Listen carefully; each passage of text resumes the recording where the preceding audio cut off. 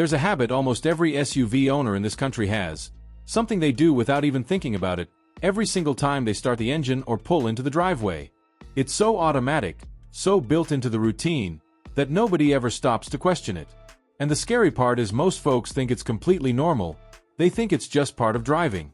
But quietly, with no warning light, no strange noise, no clue whatsoever, that habit is grinding down parts that are not cheap to replace. I'm talking about repairs that can run you thousands of dollars. And that's not even the only one. Here's a number that should make you sit up. Most of the emergency trips people make to the repair shop could have been avoided completely, with one simple action taken months earlier. That's not bad luck, folks. That's just math. Most of us are wearing our own cars down, day after day, without even realizing it. I've been under the hood of more cars than I can count over the years, and today I'm walking you through 7 habits, most of them things you set up once and just fold into your routine, that will keep your ride running strong for years. Whether you're driving a brand new SUV, a beat-up old hatchback, stick shift or automatic, doesn't matter. Somewhere in the middle of this list, I'm going to bust a myth that practically every driver in America believes, and it's quietly costing them a fortune without them ever putting the two together. Stick around till the end, because one of these habits is something almost everybody does wrong every single day without ever noticing. If you're new here, hit that subscribe button and drop a like if you're into this kind of content. It really helps this channel out. Before we get into the list, let me give you a number that puts this whole thing into perspective. A routine oil change, done on schedule, runs you somewhere between $60 and $150 depending on where you take it. An engine failure caused by poor lubrication, a scored piston, a knocking rod, a fully seized motor, can run you anywhere from $5,000 to $10,000, sometimes more depending on the vehicle. Do the math on that. The right habit costs about 50 times less than the mistake. The same story plays out with your transmission. An automatic or a CVT with synchronization damage, caused by a bad parking habit I'm going to show you in a minute, can run you $3,000 to $6,000 to fix. The habit that prevents that costs nothing. It takes maybe 2 extra seconds. That's the pattern running through every one of these 7 habits. Small actions, almost always free, standing between you and repairs that cost you months of paychecks.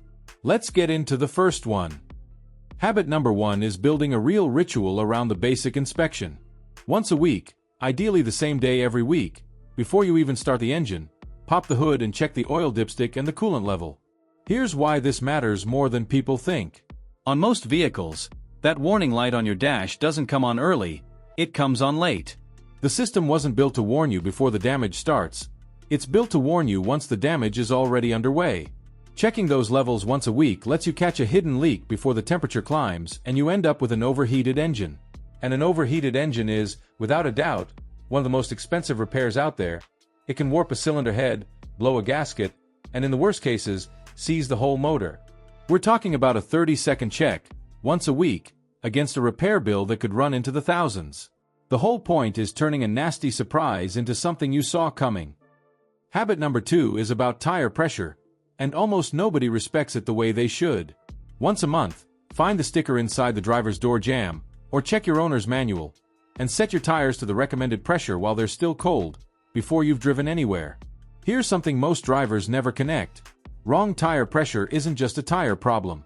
It throws off the geometry of the entire vehicle. It puts extra strain on the wheel bearings, the suspension, the alignment, and it wears the rubber down unevenly.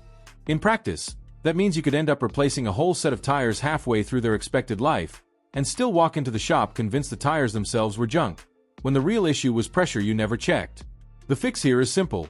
Follow the engineering spec printed for your specific car, not a guess based on how the tire looks. Now we're getting into the first big myth, and this one trips up almost every driver in America. The common wisdom says you only change your oil once you hit that magic number on the odometer, 10,000 miles or so. Sounds logical, right? Except that logic has a massive hole in it. Your owner's manual doesn't just talk about mileage. It says mileage or time, whichever comes first. Something like 10,000 miles or 12 months. And most people completely ignore that second part. Here's the trap. If you're mostly doing short trips around town, or you're stuck in heavy traffic every day, your car might take 2 or 3 years just to rack up 10,000 miles. Meanwhile, that oil sitting down in the pan, never reaching full operating temperature, breaks down chemically even without heavy use. It picks up moisture and acids that attack the metal components inside the engine and form sludge, that dark gel that clogs up your oil passages. So the driver trying to save money by waiting for the mileage to add up is actually running degraded oil through the engine for months on end. This is one of the most common causes of long-term engine failure, and it's completely avoidable. The right habit is respecting the time limit, not just the number on the dash. Habit number 4 is the one I promised you at the start, the one almost everybody does wrong every single day without ever knowing it. It's the order you follow when you park. The correct sequence is this: engage the parking brake first, or hit the electronic parking brake if your car has one, and only after that shift the transmission into park, or drop it into gear if you're driving a manual. Now here's the technical reason this matters so much. Inside an automatic transmission, there's a small piece of hardware called the parking pawl, a mechanical pin whose entire job is to lock the transmission in park. If you shift into park before setting the parking brake, the full weight of your vehicle, 3, 4, 5,000 pounds of steel, ends up resting on that pin. Not on the brakes, which were designed to hold that weight, but on a small component inside the transmission that was only ever meant to lock things in place, not carry a load. Do that every day, and you're putting progressive stress on the internal gears, one of the quiet, silent causes of premature slop and wear in automatic and CVT transmissions, the same $3,000 to $6,000 repair I mentioned earlier. The right move is letting your brakes carry the weight, since that's exactly what they were built for, and keeping that load off your transmission. Habit number 5 happens in the first few seconds after you turn the key. When you start your car in the morning, or after it's been sitting for several hours, all the oil has already drained back down into the pan. Once you fire it up, that oil needs a few seconds to travel back up to the highest points in the engine and build that protective film across every moving part, and this matters even more in turbocharged engines, where the tolerances are tighter and the operating temperatures run hotter. Give it 30 seconds to a full minute before you throw it in gear and take off. Hard acceleration on a cold engine, before that oil has fully circulated, wears down internal components a little more every time you start the car. It's 1 second of patience against years of accumulated wear.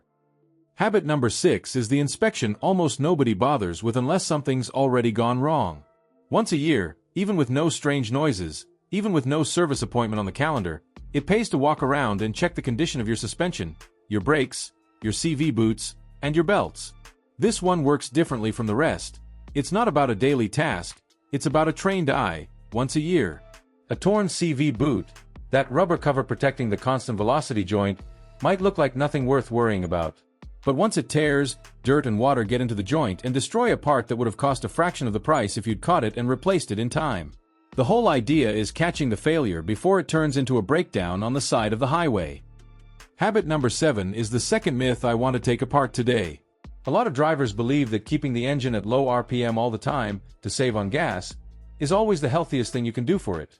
But sitting in that comfortable low rev range constantly can actually let carbon deposits build up on the valves and inside the combustion chamber. Every once in a while, out on the highway, somewhere safe, give it a progressive push and let the engine run in a higher rev range for a bit. That controlled spike in combustion temperature helps burn off those deposits and keeps your intake and exhaust system cleaner.